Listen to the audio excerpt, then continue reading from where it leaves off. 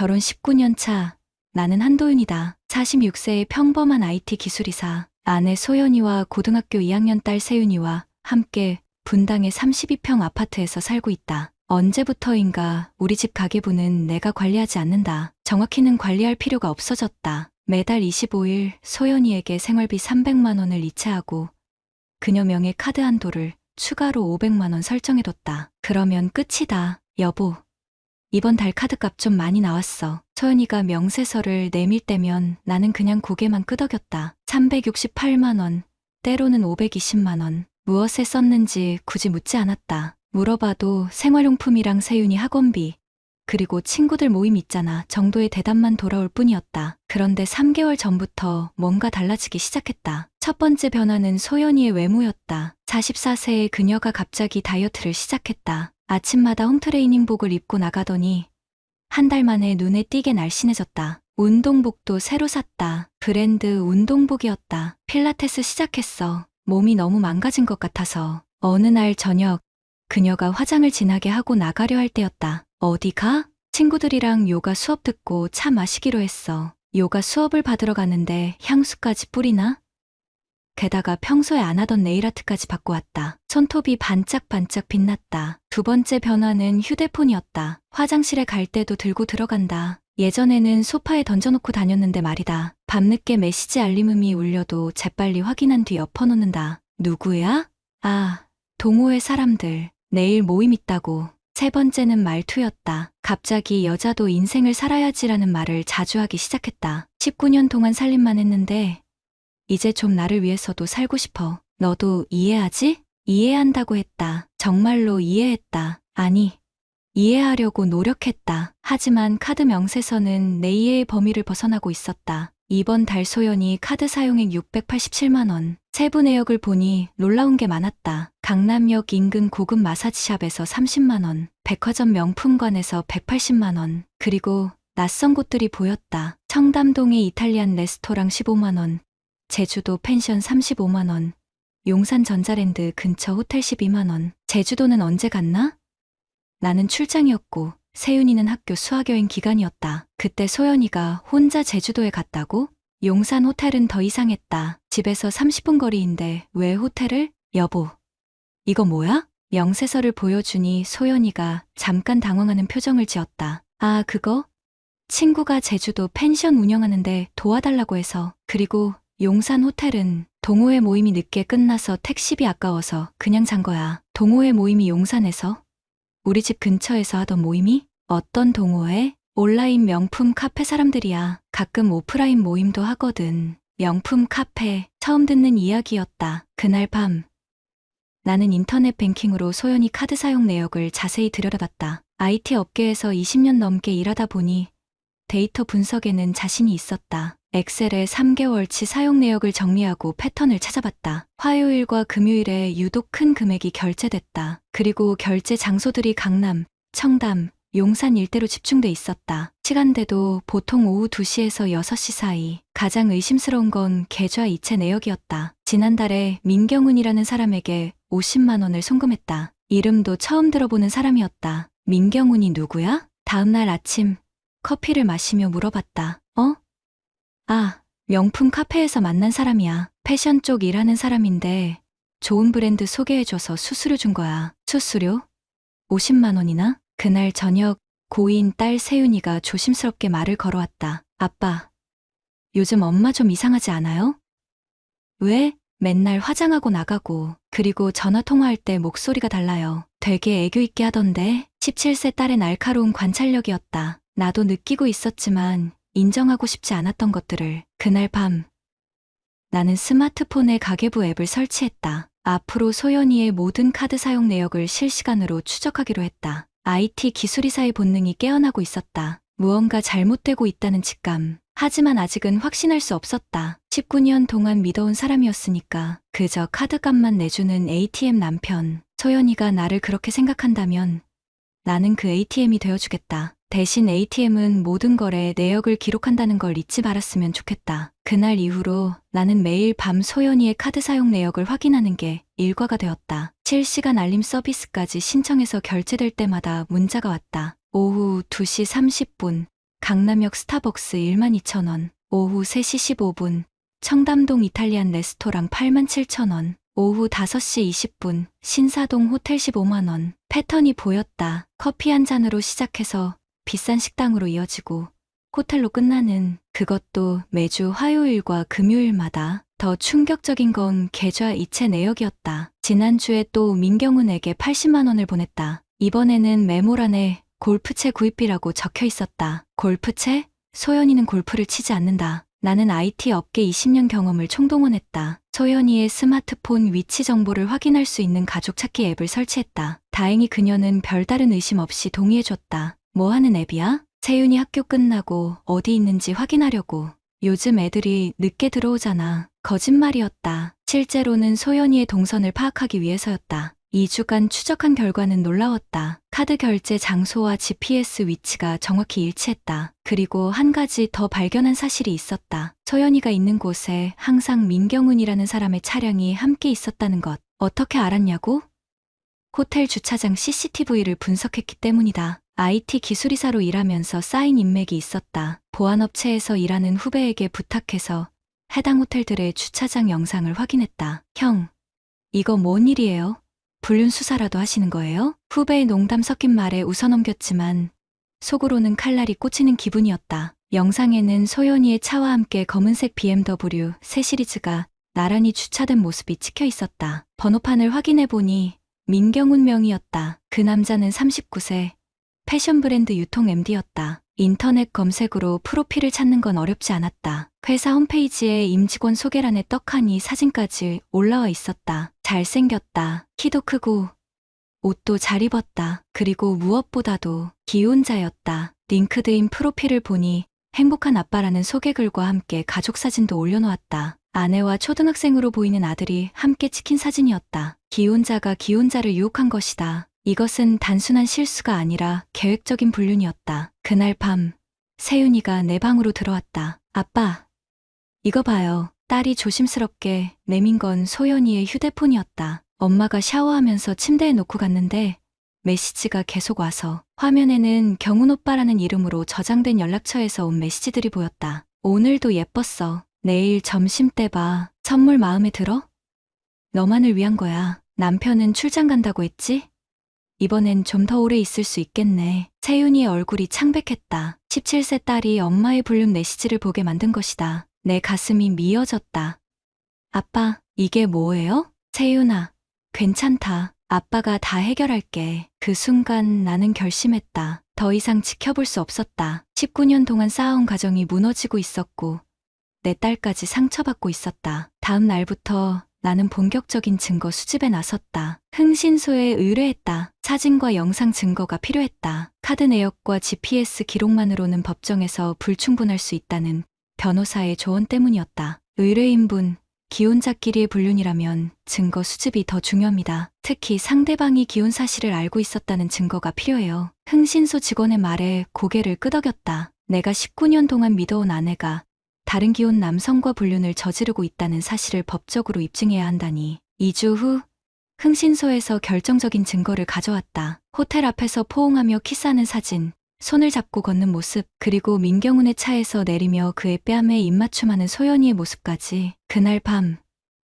나는 모든 증거를 정리했다. 엑셀 파일로 만든 3개월간의 카드 사용 내역, GPS 위치 기록, 계좌 이체 내역, 호텔 CCTV 캡처 이미지들, 흥신소에서 찍은 사진들, 그리고 세윤이가 발견한 메시지들, 총 274장의 증거 자료였다. 내 돈으로, 내 카드로 다른 남자와 호텔을 다니고 선물을 사주고 여행을 다녔다. 그것도 자기 딸이 알 수 있는 상황에서. 속에서 뭔가 끓어오르는 게 느껴졌다. 19년 동안 참고 살았던 모든 것들이 한꺼번에 치밀어 올랐다. 하지만 겉으로는 여전히 조용했다. 소연이는 아직 내가 모든 걸 알고 있다는 사실을 눈치채지 못했다. ATM은 말이 없다. 하지만 모든 거래를 기록한다. 이제 정산할 시간이 왔다. 증거 수집을 시작한 지 6개월이 지났다. 나는 매일 밤 데이터를 업데이트했다. IT 업계에서 20년간 쌓인 분석 능력을 총동원했다. 소연이의 모든 움직임이 스프레드시트 안에 정리되어 있었다. 카드 사용,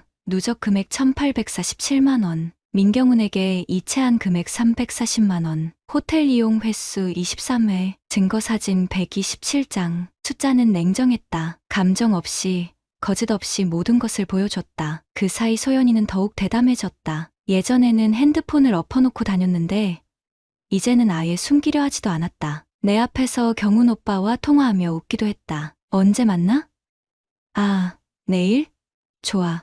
그럼 그 레스토랑에서. 나는 아무 말 하지 않았다. 대신 다음날 그 레스토랑 위치를 확인하고 흥신소에 연락했다. 변호사 상담을 받았다. 강남역 근처 가정법률 전문 로펌이었다. 의뢰인께서 수집하신 증거들을 검토해봤는데 법정에서 충분히 통할 만합니다. 50대 중반의 여성 변호사가 내 자료를 보며 고개를 끄덕였다. 특히 카드 사용 내역과 GPS 위치 데이터의 일치도가 매우 높고 참관자가 기혼 사실을 인지했다는 증거도 확실합니다. 다만 한 가지 더 필요한 게 있어요. 뭡니까?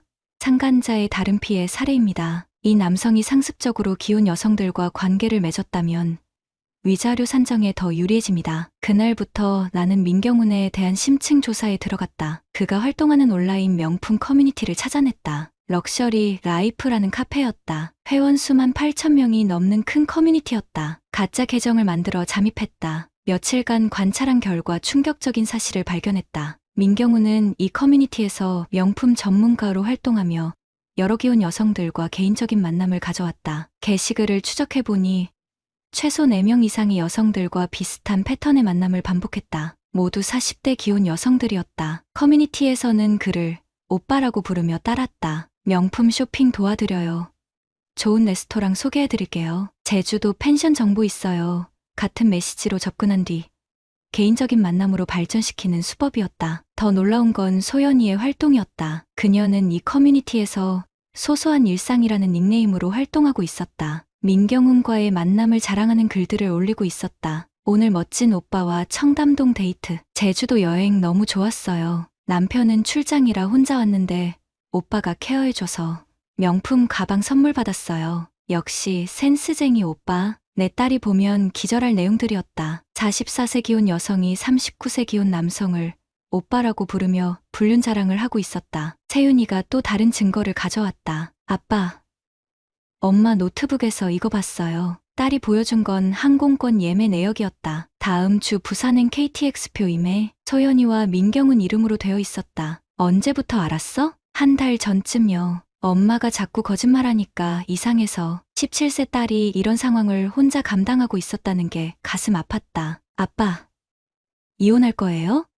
아빠가 잘 처리할게. 세윤이는 걱정하지 마. 하지만 내 마음은 이미 정해져 있었다. 19년간의 결혼 생활을 끝낼 시간이 왔다. 변호사에게 모든 증거를 제출했다. 커뮤니티 캡처본까지 포함해서 총 340여 장의 자료였다. 이 정도면 상간자 소송에서 99% 승소 가능합니다. 위자료도 최고 수준으로 받을 수 있어요. 얼마 정도요? 상간자에게 3천만 원, 배우자에게 2천만 원은 확실할 것 같습니다. 상습성이 입증되면 더 높을 수도 있어요. 그날 밤 나는 마지막 카드를 꺼냈다. 소연이의 모든 카드 사용을 정지시켰다. 20년간 IT 보안 업무를 하면서 익힌 기술이었다. 카드사 시스템에 접근해서 분실 신고 처리를 했다. 다음 날 오후 소연이에게서 급한 전화가 왔다. 여보, 카드가 안 돼. 갑자기 결제가 막혔어.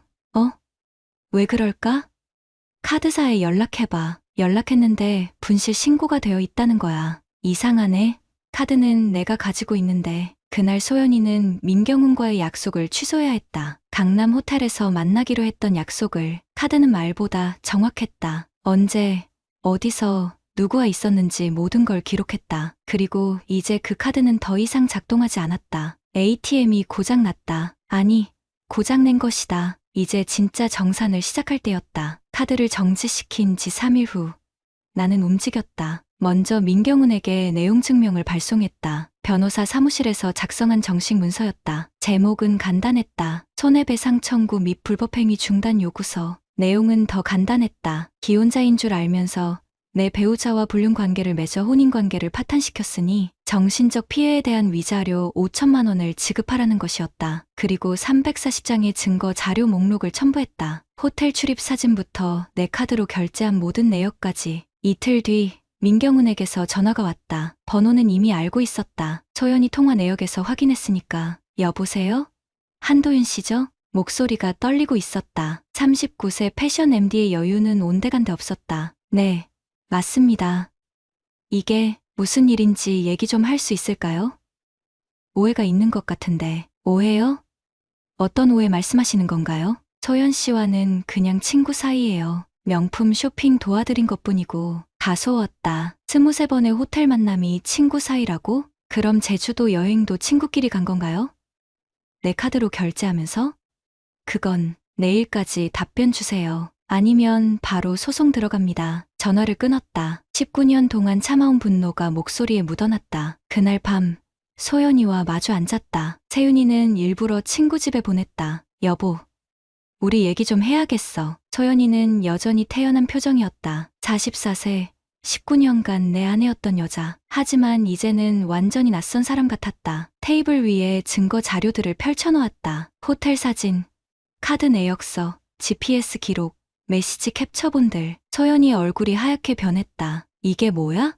6개월 동안 수집한 자료예요. 당신과 민경훈의 모든 만남이 기록되어 있어요. 소연이는 처음에 부인하려 했다. 하지만 340장의 증거 앞에서는 어쩔 수 없었다. 언제부터 알았어? 카드 명세서 보면서부터요. 제주도 펜션 결제부터 수상했거든요. 그제서야 소연이가 적반하장으로 나왔다. 그래, 맞아. 바람 피웠어. 그런데 그게 다 누구 때문인 줄 알아? 누구 때문이죠? 당신 때문이야. 19년 동안 나한테 뭘 해줬어? 돈만 벌어다 주면 끝이야? 대화도 없고 관심도 없고. 목소리가 높아졌다. 44세 여자의 히스테리였다. 경훈 오빠는 달라. 내 말을 들어주고 나를 여자로 대해줘. 당신은 언제부터 나를 가사도우미로만 봤어? 가사도우미? 내가 매달 800만 원씩 주는 가사도우미가 어디 있나? 그럼 이혼하죠. 차갑게 말했다. 19년 만에 내가 한 가장 단호한 말이었다. 뭐? 이혼해요. 더 이상 같이 살 이유가 없잖아요. 소연이가 당황했다. 내가 이렇게 나올 줄 몰랐던 것 같았다. 잠깐, 그게 아니야. 나도 잘못했지만 세윤이 양육권은 제가 가져갈 거예요. 아이가 원해요. 세윤이가? 언제? 어제 확인했어요. 엄마의 불륜을 알고 있었거든요. 소연이의 얼굴이 더욱 창백해졌다. 다음 날 가정법원에 이혼 조정 신청을 냈다. 동시에 민경훈을 상대로 상간자 소송도 제기했다. 민경훈은 결국 합의를 제안해왔다. 위자료 3천만 원과 소연이와의 관계 완전 단절, 그리고 그가 속한 회사와 온라인 커뮤니티에서의 잦은 탈퇴. 하지만 나는 거절했다. 법정에서 보죠. 끝까지 가기로 했다. 선량한 가정을 파괴한 대가를 제대로 치르게 하고 싶었다. 첫 번째 법정 출석일. 민경훈이 변호사와 함께 나타났다. 39세 남자가 초췌해 보였다. 패션 MD답게 옷은 잘 입었지만 얼굴에는 그늘이 깊었다. 재판부 앞에서 나는 차분하게 진술했다. 피고는 제 아내가 기혼자임을 알면서도 6개월간 지속적으로 만남을 가졌습니다. 그 과정에서 사용된 모든 비용은 제 카드로 결제되었습니다. 증거 자료들이 하나씩 제출됐다. 재판장의 표정이 점점 굳어지다. 총 1,847만 원의 호텔비,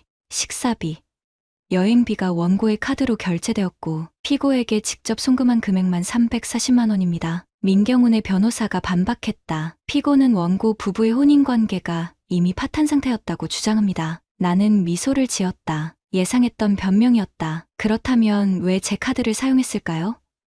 혼인관계가 파탄됐다면 경제적 관계로 끝났어야 하는 거 아닌가요? 재판장이 고개를 끄덕였다. 2차 변론에서 결정적인 증거가 나왔다. 민경훈의 다른 피해자들이었다. 온라인 커뮤니티에서 찾아낸 4명의 기혼 여성들이 모두 비슷한 피해를 당했다고 증언했다. 상습적 기혼 여성 유혹범이네요. 재판장의 차가운 목소리가 법정에 울렸다. 판결은 예상대로였다. 민경훈에게 위자료 5천만 원, 소연이에게 위자료 3천만 원, 그리고 세윤이의 양육권은 전부 내가 가져갔다. 법정을 나오면서 세윤이가 내 팔짱을 꼈다. 아빠, 고생 많았어요. 17세 딸의 한마디가 모든 고생을 보상해줬다. ATM이 마침내 고소를 했다. 그리고 이겼다. 판결 확정 후 6개월이 지났다. 민경훈은 위자료 5천만 원을 분할로 지급하고 있다. 매달 300만 원씩 1년 8개월 동안 내야 한다. 첫 달에 일시불로 내겠다고 했지만 거절했다. 매달 자신의 잘못을 기억하라고 했다. 그의 회사에서는 징계위원회가 열렸다. 직장 내 윤리 규정 위반으로 정직 3개월 처분을 받았다. 패션 MD라는 화려한 직책도 일반 사원으로 강등됐다. 39세에 다시 사원부터 시작해야 하는 상황이 됐다. 더 큰 타격은 가정이었다. 그의 아내가 이혼을 요구했다. 초등학생 아들과도 떨어져 살게 됐다. 자신이 다른 가정을 파괴하면서 자기 가정도 잃은 것이다. 소연이는 더 처참했다. 온라인 명품 커뮤니티에서 완전히 왕따가 됐다. 남편 돈으로 바람 피운 여자라는 낙인이 찍혔다. 8,000명이 넘는 회원들 사이에서 그녀의 실명과 사진이 공유됐다. 동네 주민들도 다 알게 됐다. 법정 출입하는 모습이 누군가에 의해 사진으로 찍혀 온라인에 퍼졌기 때문이다. 아파트 단지 맘카페에서는 그녀를 피하기 시작했다. 결국 소연이는 원가족이 사는 부산으로 내려갔다. 44세의 친정으로 도망간 것이다. 이혼 위자료 3천만 원도 제대로 받지 못했다. 변호사 비용과 생활비로 다 써버렸기 때문이다. 나는 회사에서 승진했다. IT 기술이사에서 상무로 올라갔다. 사내에서는 오히려 동정적인 분위기였다. 성실하게 일하던 가장이 배신당했다가 당당하게 대응했다는 평가를 받았다. 도윤이 형, 정말 대단했어요. 저 같으면 그렇게 냉정하게 못했을 것 같은데. 후배들이 존경의 눈빛을 보냈다. 19년 동안 ATM 역할만 하던 무기력한 남편이 아니라 확실하게 응징하는 남자로 인식이 바뀐 것이다. 세윤이와의 관계는 더욱 깊어졌다. 이혼 후 우리는 분당 근처 신축 아파트로 이사했다. 24평으로 조금 작아졌지만 훨씬 평온했다. 아빠, 이제 진짜 우리 집 같아요. 17세 딸의 말에 가슴이 뭉클했다. 예전 집에서는 늘 긴장감이 돌았었다. 소연이의 거짓말과 변명, 늦은 귀가, 차가운 분위기. 이제 그런 게 없었다. 세윤이는 성적도 올랐다. 스트레스가 줄어서인지 공부에 더 집중할 수 있게 됐다. 대학 진학 상담을 받으러 가면서 당당하게 말했다. 저희 아빠가 혼자 키우셔서 더 자랑스러워요. 아이에게 상처를 줄까봐 걱정했는데 오히려 세윤이가 나를 지지해줬다. 아이는 이미 다 알고 있었다. 누가 잘못했고 누가 피해자인지를. 주말마다 우리는 새로운 취미를 만들어갔다. 등산도 하고 영화도 보고 맛집 탐방도 했다. 소연이가 민경훈과 다녔던 그 비싼 레스토랑들을 딸과 함께 다녔다. 같은 장소였지만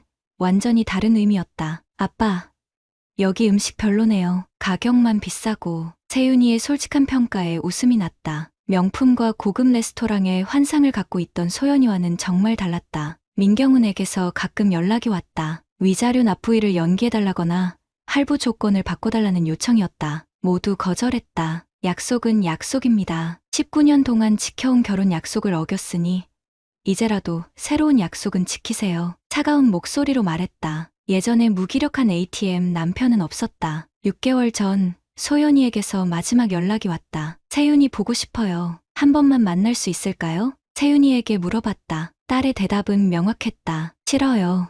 아빠를 그렇게 힘들게 한 사람을 왜 만나야 해요? 17세 아이의 판단이었다. 나는 그 판단을 존중했다. 회사에서 새로운 프로젝트를 맡게 됐다. AI 기반 보안 시스템 개발이었다. 20년간 쌓인 IT 경험과 최근에 익힌 디지털 포렌식 기술이 도움이 됐다. 소연이 추적하면서 배운 기술들이 업무에 활용된 것이다. 어떻게 보면 아이러니했다. 아내의 불륜을 추적하려고 익힌 기술이 내 커리어에 도움이 되다니. 동료들 사이에서는 전설이 됐다. 카드 내역으로 불륜을 잡아낸 IT 전문가라는 별명까지 생겼다. 비슷한 상황에 처한 동료들이 종종 조언을 구하러 왔다. 형, 저희 와이프도 요즘 이상해요. 어떻게 확인해야 할까요? 그럴 때마다 나는 차분하게 조언했다. 감정적으로 대응하지 말고 철저하게 증거를 수집하라고. 그리고 무엇보다 아이들을 먼저 생각하라고. 1년이 지난 지금 나는 완전히 새로운 사람이 됐다. 46세의 나이에 인생을 재시작한 것이다. 경제적으로도 여유가 생겼다. 매달 800만 원씩 소연이에게 쓰던 돈이 절약됐으니까. 민경훈에게서 오는 위자료 300만 원은 세윤이 대학 등록금 통장에 넣고 있다. 아이의 미래를 위한 돈으로 쓰이고 있다. 불륜 자금이 교육비로 바뀐 셈이다. 가끔 혼자 있을 때 생각한다. 만약 그때 참고 넘어갔다면 어떻게 됐을까? 여전히 ATM 역할을 하며 소연이의 불륜을 모른 척했다면? 답은 뻔하다. 더 큰 배신과 더 깊은 상처가 기다리고 있었을 것이다. 그리고 세윤이까지 더 큰 상처를 받았을 것이다. 결정적 순간에 용기를 낸 게 다행이었다. 19년 동안 말없이 참아온 남자가 마침내 말없이 떠날 수 있게 됐다. ATM은 이제 누구의 것도 아니다. 오직 내 것이다. 여러분, 만약 비슷한 상황을 당한다면 기억하세요. 카드는 거짓말을 하지 않습니다. 디지털 시대의 모든 증거는 기록됩니다. 그리고 무엇보다 선량한 사람이 당하고만 살 필요는 없습니다. 구독자님들, 오늘 사연 댓글로 공유해 다른 분들과 함께 의견 나눠보세요. 저도 읽어보며 소통하겠습니다. 나는 그날 미연이 골프를 시작한다고 했을 때 단지 고개를 끄덕이고 신문을 넘겼다. 10년이라는 시간을 함께 살아온 아내의 새로운 취미쯤이야. 세무법인에서 야근하며 여러 회사의 장부를 들여다보는 내게는 그저 일상의 작은 변화일 뿐이었다. 요즘 스트레스도 많이 받고 건강도 챙겨야 할 것 같아서 미연의 말에 나는 신문 너머로 대답했다. 그래. 그런데 너무 돈 들이지는 마. 골프는 장비값도 많이 들잖아. 지금 생각해보면 그 무심한 한마디가 우리 사이에 첫 균열을 만든 건 아닐까. 내가 신경 쓴 건 오직 비용뿐이었다. 10년 만에 새로운 취미를 갖겠다는 아내의 설렘이나 그 이유가 된 스트레스에는 귀 기울이지 않았다. 그날 저녁, 미연은 스마트폰으로 골프 강습을 검색하고 있었다. 나는 그저 재무제표에 묻혀 있었고 아내가 화면을 보며 지었던 미소를 알아채지 못했다. 다음날 아침, 미연은 평소보다 조금 더 신경 써서 화장을 했다. 새로운 립스틱 색깔이 눈에 들어왔지만 입 밖으로 꺼내진 않았다. 내 침묵이 그녀에게 어떤 의미였는지는 그때는 미처 몰랐다. 첫 수업날, 미연은 새 운동복을 입고 나갔다. 오후 2시, 점심 회의를 마친 나는 무의식적으로 메시지를 보냈다. 수업 어때? 한참이 지나서야 온 답장.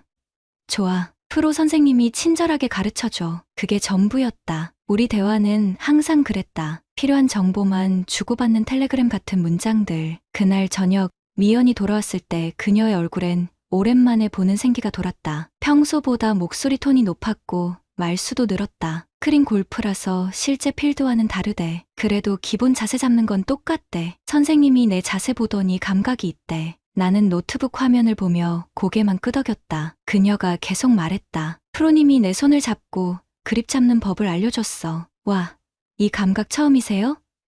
느낌 진짜 좋으세요. 그러시더라고. 그 말에 처음으로 고개를 들었다. 미연의 눈이 반짝였다. 나는 어색하게 웃으며 그래?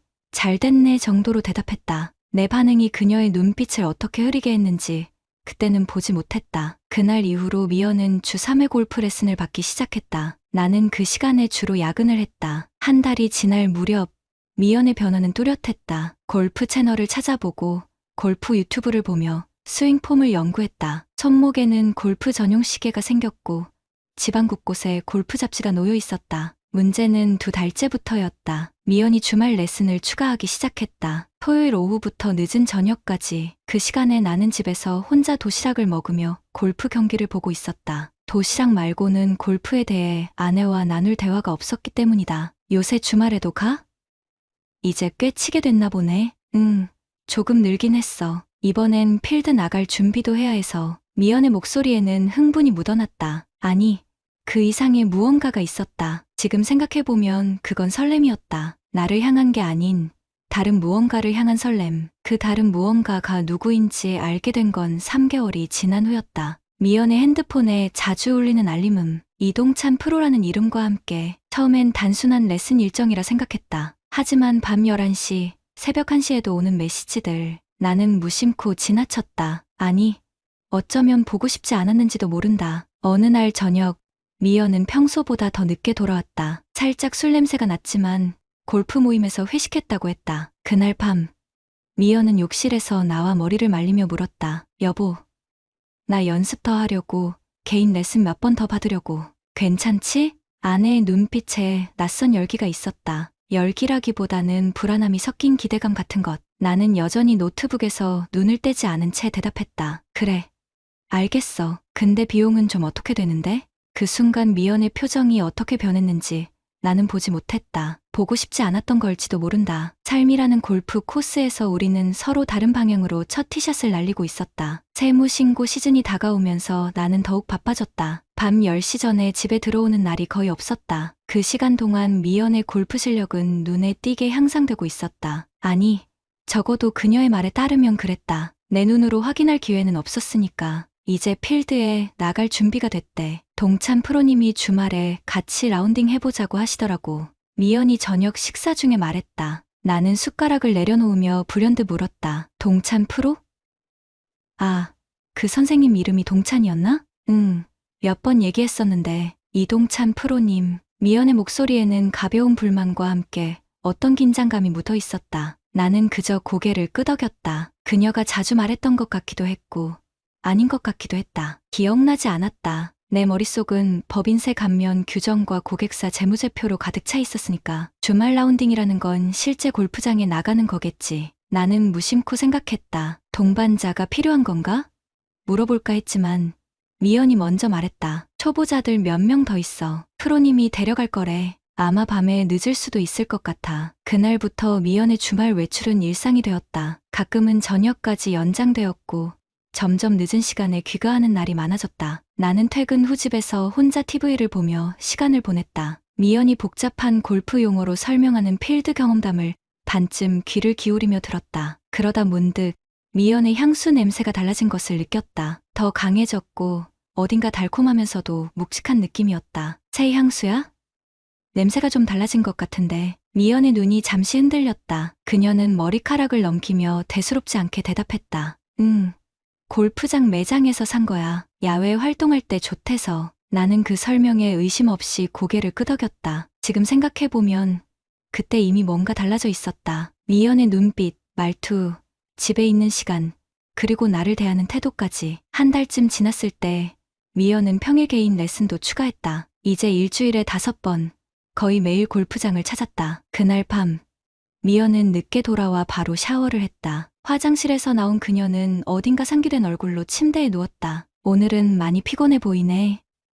응, 오늘 특별히 힘들었어. 동찬 프로가, 아니, 오늘 특별 훈련을 했거든. 그 순간 미연의 말이 살짝 더듬어졌지만 나는 크게 신경 쓰지 않았다. 다만 그날 밤, 오랜만에 아내에게 다가갔을 때 그녀는 피곤하다며 등을 돌렸다. 요즘 들어 자주 있는 일이었다. 그리고 그날 이후 미연의 휴대폰은 항상 잠금 상태였다. 이전에는 무심코 테이블 위에 올려두곤 했던 것과는 달랐다. 메시지가 오면 황급히 확인하고 심지어 한 번은 내가 다가가자 화면을 급히 껐다. 이런 사소한 변화들이 모여 내 마음 한구석에 불안한 씨앗을 심었다. 미연이 골프를 시작한 지 넉 달이 지났을 때 그녀는 처음으로 밤샘 라운딩을 한다고 했다. 멀리 있는 골프장이라 새벽에 출발해서 다음날 아침에 돌아온다는 것이었다. 전에는 없던 일이었다. 골프를 밤에도 치나? 일부 골프장은 야간 라운딩이 가능해. 동찬 프로가 이번 기회 아니면 체험하기 힘들다고 다른 회원들도 몇 명 같이 가. 나는 별 생각 없이 허락했다. 아내를 믿었고 나 자신도 바쁜 업무에 정신이 팔려 있었다. 그날 밤 혼자 남겨진 침대에서 갑자기 미연의 골프 가방이 생각났다. 그녀가 급히 챙기는 것을 보았는데 평소보다 작았던 것 같았다. 골프채를 다 넣기에는 너무 작은 가방이었다. 이상한 느낌이 들었지만 직업적 습관으로 증거 없는 의심은 접어두었다. 그날 밤 나는 미연의 소셜미디어를 확인하게 되었다. 골프 관련 게시물이 많았는데 거의 대부분 좋아요를 누른 사람 중에 이동찬 프로라는 이름이 있었다. 호기심에 그의 프로필을 클릭했다. 30 중반의 젊은 남자였다. 탄탄한 몸매에 자신감 넘치는 미소가 인상적이었다. 그의 게시물을 보니 주로 골프 팁과 자세 교정 사진들이었다. 그중 몇 장에는 미연이 함께 찍힌 사진도 있었다. 골프 자세를 잡아주는 모습인데 한 장의 사진이 내 시선을 사로잡았다. 동찬의 손이 미연의 허리를 감싸고 있었고 미연의 표정은 내가 오래 보지 못했던 그런 표정이었다. 행복하고 설레는, 어쩌면 사랑에 빠진 듯한 얼굴. 그 순간 내 안에서 무언가가 무너지는 소리가 들렸다. 그것은 내가 세운 신뢰의 벽이 아니라 어쩌면 오래전부터 허물어지고 있던 우리 결혼 생활의 무너짐 소리였는지도 모른다. 의심은 작은 물방울처럼 시작해 점점 커다란 파도가 되었다. 밤새 뒤척이며 동찬의 소셜미디어와 미연의 행동 변화를 곱씹었다. 세무사로 일하다 보니 세부사항을 놓치지 않는 습관이 있었다. 다음 날 아침 미연이 전화로 오후에 돌아온다고 했을 때 나는 처음으로 아내의 말을 의심했다. 출근길에 머릿속은 복잡했다. 내가 지나치게 예민한 건가?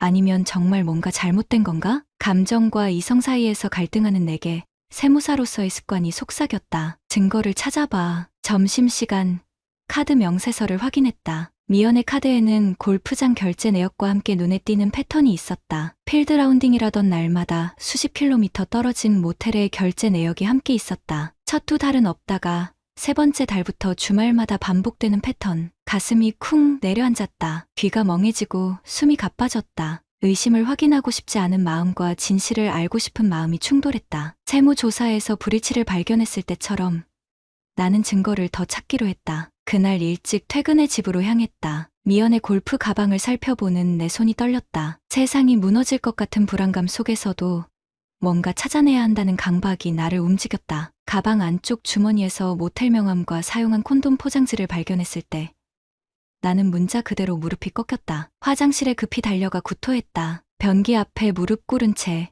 실내로 쌓아올린 10년의 결혼 생활이 무너지는 소리를 들었다. 귓가에서 우문거리는 소리 속에 미연의 웃음소리, 나를 향했던 첫 눈빛, 결혼식 날의 약속들이 산산조각 났다. 진정하는데 1시간이 걸렸다. 서류 정리하듯 사실을 정리했다. 미연, 내 아내, 이동찬, 골프 강사, 육체관계, 지속적 만남, 거짓말, 배신, 각 단어가 가슴을 파고들었지만 감정을 누르고 계속 생각했다. 변호사 친구 승민에게 전화했다. 목소리를 가다듬었지만 떨림을 숨길 수 없었다.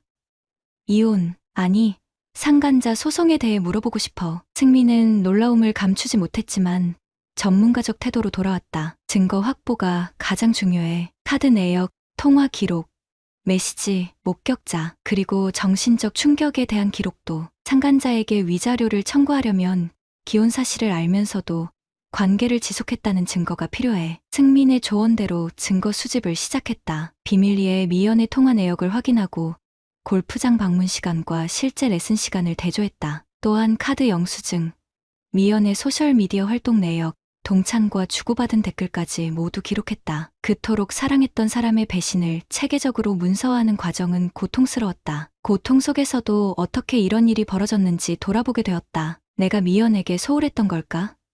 우리 사이에 사랑이 식어가고 있었던 걸까? 10년 동안 한 번도 미연의 진짜 마음에 관심을 갖지 않았던 내 책임은 없을까? 자책과 분노 사이를 오가는 시간은 지옥 같았다. 밤중에 깨어 옆에 누운 미연을 바라보며 지금 그녀의 꿈에 누가 있는지 생각하면 가슴이 찢어졌다. 그럼에도 아침이 되면 평소처럼 행동했다. 커피를 마시고 출근하고 일하는 척했다. 한 주가 지나자 수면 부족으로 얼굴이 헬쑥해졌다. 동료들이 건강을 걱정했지만 야근 탓이라고 둘러댔다. 실제로는 매일 밤 미연이 잠든 후 휴대폰을 확인하고 증거를 정리하고 이동찬에 대해 조사하느라 제대로 자지 못했다. 이렇게 조사하는 과정에서 이동찬이 단순한 골프 강사가 아니라는 사실도 알게 됐다. 그는 여러 기혼 여성 회원들과 비슷한 패턴으로 관계를 맺어왔다. 소셜미디어에선 전문가적인 모습을 보였지만 골프 업계 소문은 달랐다. 유부녀 킬러라는 별명까지 있었다. 이런 사실을 알게 된 후 분노는 미연에게서 이동찬에게로 확장됐다. 전문적으로 내 아내를 유혹한 그에게 책임을 물어야 한다는 생각이 강해졌다. 승민은 상간자 소송에서 이런 패턴이 위자료 판단에 영향을 미칠 수 있다고 했다. 증거가 충분하다고 판단했을 때 나는 다음 단계를 고민했다. 직접 대면할 것인가? 이혼을 청구할 것인가? 상간자 소송만 진행할 것인가? 모든 선택지가 고통스러웠다. 어떤 결정을 내리든 우리의 결혼 생활은 이미 돌이킬 수 없는 지점을 지나고 있었다. 마음 한구석에선 아직도 미연을 사랑한다는 감정이 있었다. 하지만 그 사랑과 함께 존재하는 배신감, 분노, 상실감이 너무 컸다. 결국 나는 직접적인 대면 대신 더 냉정한 방법을 선택했다. 아내의 거짓말이 계속되는 동안 나는 그것을 지켜보기로 했다. 그날 저녁 미연이 또다시 주말 라운딩을 언급했을 때 나는 마음속으로 이미 끝이라고 결론 내렸다. 더 이상 우리 사이에 신뢰라는 건 존재하지 않았다. 10년의 결혼 생활은 끝났다. 이제 남은 건 그 사실을 어떻게 받아들이느냐 하는 문제뿐이었다. 며칠간 고민한 끝에 나는 결론을 내렸다. 직접적인 대면은 하지 않기로. 승민은 증거를 가지고 미연과 이동찬을 동시에 고소하는 방법을 제안했지만 그건 내 방식이 아니었다. 10년의 결혼 생활이 비록 종착점에 다다랐더라도 그렇게 파국으로 끝나는 건 견딜 수 없었다. 금요일 저녁, 미연은 또 다른 주말 라운딩을 준비하고 있었다. 식탁에서 마주 앉았을 때 나는 평소와 다름없는 목소리로 물었다. 당신 요즘 스윙은 잘 되지? 거리도 많이 늘었겠고. 그 순간 미연의 젓가락이 그릇 위에서 멈췄다. 그녀의 눈동자가 흔들렸다. 내 목소리에 담긴 의미를 읽었는지 아니면 단순히 평소와 다른 내 태도에 놀란 건지 알 수 없었다. 그냥 조금씩 늘고 있어. 미연의 목소리는 떨렸다. 나는 밥그릇을 밀어두고 천천히 일어났다. 그래, 좋겠다. 나는 이번 주말 서류 검토해야 할 게 많아서 거실에서 자야 할 것 같아. 그리고 식탁을 떠났다. 뒤에서 미연이 뭐라고 말했는지 듣지 않았다. 아니, 들을 수 없었다. 귀에서 내 심장 소리만 크게 울렸다. 그날 저녁부터 거실 소파는 내 침대가 되었다. 미연은 아무 말도 하지 않았다. 어쩌면 그녀도 자신의 비밀이 드러났다는 사실을 알았기 때문일까? 아니면 그저 내가 바쁘다는 핑계를 믿는 척했던 걸까? 주말 내내 나는 소파에서 골프 경기를 봤다. 해설자들이 스윙폼과 그립에 대해 이야기할 때마다 쓴웃음이 나왔다. 미연은 예정대로 골프장에 갔다. 그 골프장이 어디인지는 나만 알고 있었다. 일요일 밤, 미연이 돌아왔을 때 나는 서류 더미에 파묻혀 있는 척했다. 이전 같았으면 어땠어? 라고 물었을 텐데 이제는 묻지 않았다. 묻고 싶지 않았다. 그녀의 거짓말을 한 번 더 듣고 싶지 않았다. 미연은 현관에서 잠시 망설이다 침실로 들어갔다. 샤워하는 소리, 드라이기 소리, 그리고 침대 시트가 바스락거리는 소리가 들렸다. 한때는 그 소리들이 안식처 같았는데 이제는 낯선 사막의 소리처럼 느껴졌다. 월요일 아침, 나는 미연이 일어나기 전에 일어나 커피를 준비했다. 테이블 위에 한 잔만 두고 출근했다. 그날부터 우리의 새로운 일상이 시작됐다. 대화 없는 동거, 눈 마주침 없는 공존, 접촉 없는 결혼, 출근 전에 커피 한 잔, 퇴근 후 각자의 공간, 나는 거실, 미연은 침실, 가끔 부엌에서 마주치지만 최소한의 대화만 나눴다. 내일 출장이야. 우유 떨어졌어. 마치 같은 아파트 다른 호실에 사는 이웃처럼. 이런 상황에서도 미연은 골프를 계속했다. 다만 빈도가 줄어들었고 주말 라운딩은 언급하지 않았다. 한밤중에 울리던 메시지 알림도 사라졌다. 그녀도 내가 알고 있다는 사실을 인지했을까? 약 2주가 지났을 무렵 미연이 조심스럽게 다가왔다. 우리 이렇게 계속 지낼 거야? 나는 노트북 화면을 바라본 채 대답했다. 어떻게? 이렇게 말도 없이 같이 자지도 않고. 나는 천천히 고개를 들어 그녀를 바라봤다. 마음 같아선 모든 것을 알고 있다고, 증거도 있다고. 그녀가 얼마나 나를 배신했는지 외치고 싶었다. 하지만 그 대신 담담하게 말했다. 당신이 원하는 대로 살고 있잖아. 나도 내가 원하는 대로 살 뿐이야. 미연의 눈에 눈물이 고였다. 내 말이 그녀의 가슴을 찔렀을까? 아니면 거짓 눈물일까? 더 이상 그녀의 진심을 판단할 수 없었다. 신뢰의 끈이 끊어진 후엔 모든 감정이 의심스러워진다. 정말 당신이 원하는 게 이런 거야? 그녀의 목소리가 떨렸다. 나는 흔들리지 않으려 애썼다. 당신 골프에는 방해되지 않을 거야. 걱정 마. 미연은 무언가 더 말하려다 입을 다물었다. 그리고 돌아서 침실로 향했다. 문이 닫히는 소리와 함께 흐느낌이 들려왔다. 진짜 울음인지 연기인지 알 수 없었다. 이제 내게는 그 구분이 무의미했다. 주변 사람들은 우리의 변화를 눈치챘지만 아무도 직접 물어오지 않았다. 우리에겐 자녀가 없어서 다행이었다. 적어도 아이가 이 냉정 같은 가정 분위기를 견딜 필요는 없었다. 다음 날부터 미연은 더 이상 골프 이야기를 하지 않았다. 골프백이 현관에서 사라졌고 골프 채널을 보던 습관도 사라졌다. 하지만 그녀의 변화가 나에게 의미 있게 다가오지 않았다. 이미 우리 관계는 그린에서 너무 멀리 벗어난 공처럼 되돌릴 수 없는 곳에 있었다. 우리 집은 싸우지도 웃지도 않는 무언의 감옥이 되었다. 화해도 이혼도 아닌 기이한 중간지대. 매일 아침 출근 전에 두는 커피 한 잔이 남편으로서 내가 할 수 있는 유일한 행동이 되었다. 그리고 매일 밤 소파에 누워 천장을 바라보며 생각했다. 과연 이게 내가 원하는 건가? 이런 상태로 얼마나 더 견딜 수 있을까? 그리고 가장 힘든 질문, 정말 이혼해야 할까? 냉정 같은 시간이 흘러 2달이 지났다. 어느 주말 아침 거실 소파에서 눈을 떴을 때 현관문이 열리는 소리가 들렸다. 미연이 골프백을 들고 나가는 날이 다시 온 건가? 순간 가슴이 조여들었다. 하지만 미연은 그저 쓰레기를 버리러 나갔을 뿐이었다. 골프백은 한 달 전 현관에서 사라졌다. 이동찬과의 관계도 끝났다는 걸 눈치챘다. 미연의 얼굴에서 그 활기찬 생기가 사라졌고 밤늦은 메시지도 주말 외출도 없어졌으니까 그녀가 선택한 건지 이동찬이 떠난 건지는 알 수 없었다. 알고 싶지도 않았다. 승민의 조언대로라면 모든 증거를 가지고 법원에 상간자 소송을 제기해야 했다. 하지만 나는 그러지 않았다. 이혼도 소송도 어떤 법적 절차도 밟지 않았다. 미친 거 아니야? 모욕감을 그냥 사귀고 산다고? 적어도 위자료라도 받아야지. 승민의 말이 틀리진 않았다. 하지만 내게는 다른 이유가 있었다. 법정에서 우리의 치부를 드러내는 순간 정말 모든 게 끝난다. 아직은 준비가 안 됐다. 10년 결혼 생활을 공식적으로 종결짓는 서류에 서명할 용기가 나지 않았다. 쉬운 복수 방법도 있었다. 이동찬의 골프 아카데미에 미연과의 사진을 보내거나 소셜미디어에 그의 행각을 폭로하는 것. 하지만 그런 치졸한 방식은 내 스타일이 아니었다. 무엇보다 미연이 아직도 그녀를 내 아내라고 생각하는 마음이 완전히 사라지지 않았다. 우리는 이상한 동거 상태로 접어들었다. 같은 지붕 아래 살지만 서로 다른 세계에 있는 듯했다. 식사는 각자 해결했고 가끔 부엌에서 마주치면 어색한 침묵만 흘렀다. 그렇게 지내는 것이 고통스러웠지만 이혼이라는 단어를 입 밖으로 꺼내는 것은 더 두려웠다. 미연도 이런 상황을 받아들인 듯했다. 처음에는 몇 번 대화를 시도했지만 내가 냉담하게 반응하자 포기했다. 그녀의 눈에 담긴 후회와 슬픔을 봤을까? 아니면 그저 내 상상일까?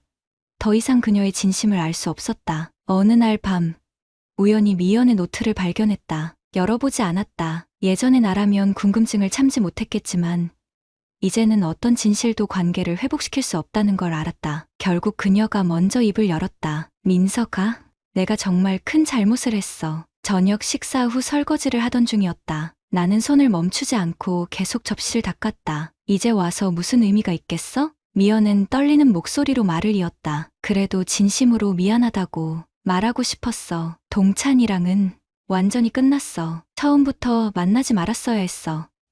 너무 외로웠어. 외로움. 그 단어가 가슴을 찔렀다. 나도 미연을 외롭게 했던 걸까? 우리가 함께 살면서도 서로를 보지 못했던 걸까? 그런 생각이 들었지만 입 밖으로 내뱉지 않았다. 대신 무덤덤하게 대답했다. 알았어.